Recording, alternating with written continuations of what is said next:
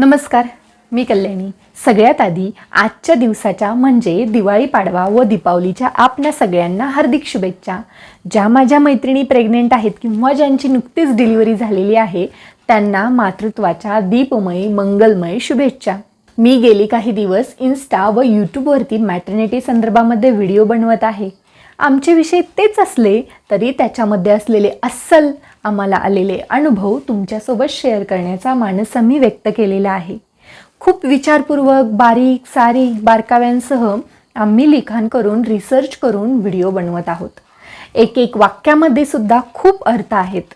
तुम्ही जेव्हा ते अनुभवाल किंवा आत्मसात कराल तेव्हा तुमच्या लक्षात येईल की ते खरंच असं काहीतरी आहे की ज्याचा वापर मी माझ्या प्रेग्नन्सीमध्ये केल्यानंतर तिथल्या काही अडचणी सुटण्यामध्ये मदत होणार आहे। त्यामुळे वरवर विषय सोपे वाटले तरी त्याचं लिखाण, त्याचा रिसर्च, अनुभवाचं एकत्रीकरण हे खूप महत्त्वाचं होतं। सांगण्याचा मतितार्थ असा की चॅनेलला जरूर सबस्क्राईब करा। इन्स्टावर व यूट्यूब दोन्हीवरती आमच्याशी संपर्कात राहा। आजचा विषय थोडासा असा आहे की नॉर्मल डिलिव्हरी होण्यासाठी काय काळजी घ्यावी आणि इंडक्शनच्या माध्यमातून डिलिव्हरी करताना काय अनुभव मला आले।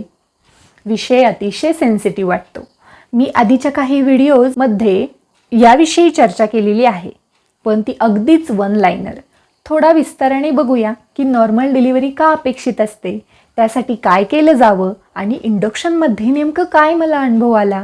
नॉर्मल डिलिव्हरी होणं हे काही ठराविक पॅरामीटर्सवरती अवलंबून आहे, ज्यामध्ये सगळ्यात महत्त्वाचा पॅरामीटर येतो तो म्हणजे तुमचं वजन। वजन हे का महत्त्वाचं आहे, कारण की प्युबिक बोन्सच्या फ्लेक्झिबिलिटीवरती नॉर्मल डिलिव्हरी होणं न होणं हे सुद्धा अवलंबून आहे।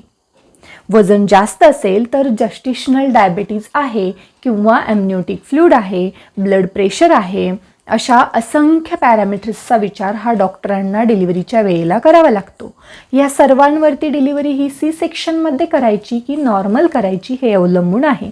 त्यामुळे जसं मी अगदी सुरुवातीच्या काही व्हिडिओमध्ये सातत्यानं सांगत आलेले आहे, तुमच्यामध्ये ओबेसिटी जर अनुवंशिक नसेल, ती जर काही अनैसर्गिक कारणांमुळे आलेली असेल तर डिलिव्हरीचे नियोजन किंवा प्रेग्नन्सीचे नियोजन करण्याच्या आधी किमान 1-2 वर्ष तुम्ही वजन हे तुमच्या बॉडी मास इंडेक्समध्ये आणण्यासाठी जास्तीत जास्त प्रयत्न करायचे आहेत आणि ते आणायचेच आहे। कारण डिलिव्हरी नॉर्मल करायची असेल तर हा सगळ्यात मेजर फॅक्टर आहे की तुमचं वजन हे बॉडी मास इंडेक्सच्या रेंजमध्ये असायला हवं। दुसरा अतिशय महत्त्वाचा फॅक्टर आहे तो म्हणजे तुमची बाळाची पोटामध्ये असताना कुठली पोझिशन आहे, या पोझिशनवरती डिलिव्हरी नॉर्मल होणार की सी सेक्शन होणार की इंडक्शन करावी लागणार हे सगळं अवलंबून आहे। ते कसं बघूया। बाळाची पोझिशन डोक्याकडच्या बाजूकडे असेल म्हणजे वर्टेक्स पोझिशन असेल, म्हणजे नैसर्गिक नेहमीची जी पोझिशन असते बाळाची ती असेल तर डिलिव्हरी नॉर्मल होण्याचे चान्सेस हे खूप खूप जास्त असतात। बाळ पायाळू असेल तर डॉक्टरांच्या निर्णयावरती ती डिलिव्हरी नॉर्मल करायची की सी सेक्शनमध्ये हा निर्णय थोडासा अवलंबून असतो। आडव्या किंवा तिरक्या पोझिशनमध्ये देखील हे असू शकते। अशा वेळेला सी सेक्शन शिवाय दुसरा पर्याय राहत नाही। काही असे व्यायाम आहेत की तुम्ही 8व्या आणि 9व्या महिन्यामध्ये जर बाळ हे ब्रिज पोझिशनला किंवा हॉरिझॉन्टल पोझिशनला असेल तर तुम्ही ते वर्टेक्स पोझिशनला खाली डोकं आणि वर पाय पोझिशनला आणू शकता। अगदी डिलिव्हरीच्या ड्यू डेटच्या क्षणापर्यंत सुद्धा तुम्ही या पद्धतीचे व्यायाम करून बाळाची पोझिशन खाली डोके वर पाय म्हणजे वर्टेक्स पोझिशनला आणू शकता व हे आम्ही बघितलेले आहे। तिसरा महत्त्वाचा फॅक्टर आहे तो म्हणजे प्लासेंटाची पोझिशन। ही प्लासेंटाची जी पोझिशन आहे डिलिव्हरी नॉर्मल करायची की सी सेक्शन हा खूप मोठा निर्णय डॉक्टर घेऊ शकतात। याविषयी काही आर्टिकल्स, लेख हे मराठीमध्ये इंग्रजीमध्ये उपलब्ध आहेत, तर तुम्ही ते वाचू शकता म्हणजे तुम्हाला प्लासेंटाची नेमकी पोझिशन म्हणजे काय हे कळू शकेल। प्लासेंटा म्हणजे वार असते। ही गर्भाशयामध्ये एका ठराविक ठिकाणी चिकटलेली असते। ती कुठे चिकटलेली आहे त्याच्यामुळे गर्भाशयाचे द्वार आहे ते बंद झालेले आहे का या सगळ्याचा विचार देखील याच्यामध्ये होऊ शकतो। हे वरचे 3 जे फॅक्टर्स आहेत ते सगळ्यात जास्त महत्त्वाचे फॅक्टर्स आहेत की ज्यामुळे डिलिव्हरी ही नॉर्मल होणार की सी सेक्शन होणार हे ठरवलं जातं। यातला सगळ्यात महत्त्वाचा फॅक्टर हा प्युबिक बोन्स म्हणजे आपल्या कमरेच्या जवळ असणारी जी हाडे आहेत यांचा असतो. म्हणजे आता आम्ही असं म्हणतोय की तुमच्या सगळ्या कंडिशन्स ह्या नॉर्मल असतील तर फक्त आणि फक्त हे प्युबिक बोन्स आहेत ते किती फ्लेक्झिबल आहेत किंवा त्याची लिगामेंट्स तुम्ही किती व्यवस्थित व्यायाम करून फ्लेक्झिबल स्ट्रेचेबल ठेवलेत त्याच्यावरती डिलिव्हरी नॉर्मल होणं हे अवलंबून राहतं. आणि यासाठी सगळ्यात महत्त्वाचा भाग म्हणजे व्यायामाचा येतो. त्यात चालण्याचा व्यायाम अतिशय महत्त्वाचा आहे. म्हणजे तुम्ही खूप चालणं म्हणजे चांगलं असं म्हणत नाही, पण तुम्ही योग्य प्रमाणामध्ये डेली चालणं हे ठेवलं पाहिजे. डॉक्टर्स आजकाल नॉर्मल डिलिव्हरीसाठी तितके तयार नसतात. त्यामुळे आपण कुठल्या कंडिशन्समध्ये सी सेक्शन करायचं आहे त्याच्याविषयी आपली माहिती व्यवस्थित असणे गरजेचं आहे. डॉक्टरांशी याबाबत सर्वतोपरी स्पष्ट चर्चा करणं आवश्यक असतं की तुम्ही सी सेक्शनचा पर्याय दिलेला आहे तो कशासाठी आहे माहीत करून घेतलं पाहिजे. वेळ पडली तर सेकंड ओपिनियन घेण्यास मागे पुढे पाहायचं नाही. नॉर्मल डिलिव्हरी हा भाग अनुवंशिकतेशी पण निगडीत असू शकतो, परंतु वरती मी जे फॅक्टर्स तुम्हाला दिलेले आहेत त्याच्या अनुषंगानेच हे सगळं आहे. याची डिटेल चर्चा पुन्हा पुढे मागे केव्हा तरी एखाद्या व्हिडिओमध्ये येईलच. आता इंडक्शन हा काय विषय आहे. जेव्हा एखाद्या वेळी प्रेग्नंट स्त्रीची ड्यू डेट ही पास ऑन होते किंवा उलटून जाते आणि तरीही डिलिव्हरी होत नाही आहे, तर अशा वेळेला डॉक्टर सी सेक्शन किंवा इंडक्शनपैकी 2 पर्याय निवडतात. इंडक्शन म्हणजे काय असते. प्रोस्टाग्लॅन्डिन किंवा ऑक्सिटोसिन हे हार्मोन्स नैसर्गिकरित्या प्रसूती कळा येण्यासाठी कारणीभूत असतात. हीच हार्मोन्स कृत्रिमरित्या म्हणजे गोळीच्या माध्यमातून किंवा जेलच्या माध्यमातून जर प्रेग्नेंट स्त्रीच्या शरीरामध्ये सोडले गेले तर कळा चालू होतात किंवा कळा इंड्यूस होतात. या पद्धतीने जी डिलिव्हरी केली जाते त्याला इंडक्शनची डिलिव्हरी असं म्हटलं जातं. ही नॉर्मल डिलिव्हरीचीच पद्धत आहे, फक्त याच्यामध्ये स्त्रीला कळा येत नसतील तर त्या गोळी किंवा जेलच्या माध्यमातून आणल्या जातात आणि त्यानंतर वाट पाहून ही डिलिव्हरी केली जाते. डिलिव्हरीची ही अत्यंत सेफ पद्धत आहे. सुरुवातीला प्रोस्टाग्लॅन्डिन दिलं जातं.